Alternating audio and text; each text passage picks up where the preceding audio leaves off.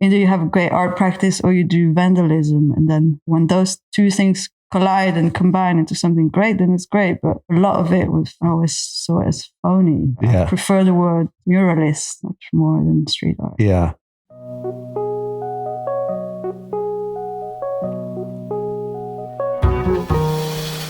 We've talked about this on other podcasts, but there's a lot of resistance in, kind of making art, being an artist, a working artist. A lot of times there's a lot of fear about how you can make it and pay your bills. I had two struggling artist parents my whole life. So most parents are like, don't be an artist because that's not a job. Right. But my parents had to do that with their own parents. So they had already their own rebellion. And I had the opposite. Like, well, it's great. Like, they obviously do what they love and they love it, but with a strict minimum amount of money. But we never lacked anything. Like, traveled more than all my peers. I stayed in a hotel until I was 21, but I traveled the world. Well, was there any element of you traveling the world and, kind of being in and out of hotels and seeing your parents making it work as artists that had you want to shift more into graphic design and maybe more of a corporate professional track? Obviously the fear of being a struggling artist. But I did consider, I applied for a fine art degree in Berlin, but then I went on to working in a ski resort for a few months instead of going back to my second interview. So I missed that. But then I was like, oh, actually making money is I just really felt good a year or two to have money and coming in every month. And that was more than both my parents combined at 20. And I was like, great. Yeah. But then, when I realized you only get that many days off per year. By February, I would already used all my days off. Travel so much already. So what was it? Yeah, right. Tell me more. It just wasn't realized this isn't for me. Well, I liked the job, the graphic designer. I was designing book covers and stuff with a small studio. There was only 4 of us. It was great. It was 3 owners and me. And I said, guys, I need to go part-time because how am I going to travel otherwise? Yeah. And but we kind of need some money here full time. Yeah. I was like, well, okay, well, I'm out then. Yeah. That was it. Yeah. And not knowing what you would do. I was already always painting on the side and selling paintings here and there. Yeah. So were you doing more canvas and studio work? I was doing more. Yeah. Mm-hmm. So I started out as wanting to be a fine artist, and I had more solo shows and no walls. The walls were always illegal or for fun or outside. Only in 2016 I started all my friends are making big bank. I know I can paint big. I have the graffiti skills. Yeah. So that's interesting. So it wasn't until 2016 that you started really getting back to the street art. I hated the word street art. I was like, fuck that shit. What did you hate about it? Graffiti. Just that it became so commercial and a lot of artists coming into that movement with zero skills because you had all the technology, just project something and design something in Illustrator, project it and paint it. And just for me, there was no interest for me in that. Either you have a great art practice or you do vandalism. And then when those two things collide and combine into something great, then it's great. But a lot of it was, I always saw it as phony. Mm-hmm.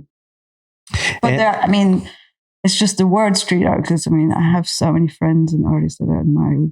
Dudes to mural. But I prefer the word muralist. Right. Much more than street art. Yeah. I think there is a difference, actually. Look, there's a huge history of people painting large-scale muralists like Michelangelo. It's muralist. Right. Great. So, I'm fine with that lineage. Right. Just not fine with the lineage of graphic design is also just remixing all the imagery that already exists. It's not really creating anything. And a lot of the street art is a bit coming from that. We just take a bit of, I call it comic soup, you grab a few, a Mickey Mouse, paste a few other images on it in Photoshop and then project that on the wall and there you go. Yeah. So you saw people though that were making big money doing it and you knew you could do it. And was it really that simple that, you were like, oh, I'm going to go do that? Yeah. Yeah. Well, because I already knew so many people in that world, but I always said no. Yeah. Like I had opportunities before I was traveling. My ex was traveling the world doing that too. Mm-hmm. He's always like, why don't you? Like they want you to paint too. Like, nah. And then I was like, okay. Where did you get started? Where was your first big piece? I mean, my very first commissioned spray paint mural was in Belgium when I was only like 14, 15. There was a circus painted clowns and hippopotamus and things like that on their trailers. That was my first paid job, first big piece. I mean, I did a whole lot of murals where you don't get paid, like a festival circuit where like we'd always say we travel for food and shelter and airfare. Right. Right. It's a place you want to go and they invite you, you just go and you paint and they pay the materials. Right. So, and then you build a portfolio like that. Yeah. How much did social media start to really influence your ability to get paid? People start seeing your work. I imagine, that's a big part of now how, you get known and asked to do these, high paying gigs. Yeah. I mean, I think for us visual artists, it's kind of a blessing and a curse because I'd rather not have any social media at this point. Mm-hmm. But it's kind of like the only portfolio, like the people who are going to hire you, they spend the whole day on Instagram. Yeah. Sadly. Yeah. People like me. I don't know. Do you spend your whole day on Instagram? I don't, but I more than you would want to. I'm actually okay with my social media use. It doesn't mean that everybody around me is okay with it, but I don't have like a feeling like I'm on it more than I want to be. It doesn't bother me really. Yeah. And I find it to be interesting and I like being able to discover artists. I don't mind the algorithm that keeps feeding me things that I actually like, know? Yeah. So it's fun for me, especially to discover people like you and to see who else is out there and follow you and then eventually, get to do something together. I don't know how that used to happen. Yeah. Yeah. It was much more word of mouth. Yeah. I think you travel to a festival and, if you click with the organization, they'll say, oh, do you know any good artists that we should invite next year? That's usually how. Yeah. But that's still how it goes too, even though social media is it's like a first glance, but it doesn't mean because you have a great social media account that you're going to be a great person or vice versa. Right.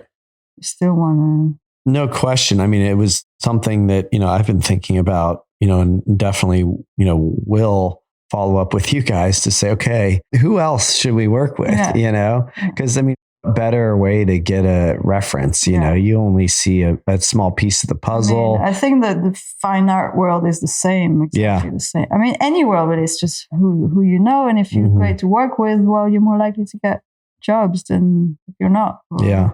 I want to hear more about the Pigeon camp and kind of how you fell into that. I know you got a lot of notoriety for that work and it seems like it was a big part of what you were doing stylistically for a while. Tell me about how that came to be. When I was doing gallery work earlier in my career, I was doing mostly portraits. But then when I switched to then doing walls, it's like, paid walls and festival setting walls. I didn't want to paint portraits and walls because that's like what most people do. Mm-hmm. I go paint a pretty face on the wall. I was like, nah, because I painted really realistically and I like to work in series. And I was like, as a street art piece, it doesn't work in series. Like I can't be painting like 20 portraits. I mean, there might be one project like that. Right. So I also, in my fun time, always painted birds just because I thought they always have like quite funny facial expressions. And obviously street art, like what is the street bird? Well, pigeon. There's never a lack of them. And I was like, well, that's great because any city I'd be painting and there'll be pigeons. And the wall is always by definition in the city and not in the countryside. So, right. So that's how it's like, and I'm a bit obsessive. So when I have a subject, I have to go in. Yeah. So you went deep on the pigeons. Yeah. Deep. I was like, let's see how deep I can take this. Yeah. Yeah, and you pretty deep because I then zoomed in and like the feathers, but that was already becoming like almost like organic, floral, yeah, abstract. It's like, yeah. Yeah. And then, the floral, I'm guessing, leads you back to this nature, more genre of what you're doing now, right? Was that the evolution of it? Well, I mean, like I said, I grew up like gardening with my mother, like growing our own vegetables and stuff. So that was always ingrained in me. And for most people, it was during COVID, but I started before COVID when I moved to LA, started like getting back into like wanting to plant stuff. And like, so I was already photographing a lot of leaves and things. And I hadn't, because of what we were talking about last night too, like once you're known for something, it's kind of like, when do you make the step, like to do something completely different? Because know your audience is going to take another 5 years before they like follow your new direction. Yeah. So I was already like dabbing a bit in painting leaves and obviously the pigeon feathers. I kept doing that for a long time because it was very meditative. And kind of, it started from photographs, but then in the end was just doing it like repetitive movement. And that was great for a lot of walls where you have obstacles, a bit like the staircase we had here, because it could kind of make stuff disappear a bit. Like that was really fun. And I still really enjoy painting those feathers. Yeah. That's like the one thing I could do with spray paint or brush, like without thinking. Yeah. It's like almost like muscle memory. Yeah. So I still like to go back to it every now and then. Yeah. But I was like, okay, like how much legs does this have for the rest of my life? Yeah. I know ready for something else.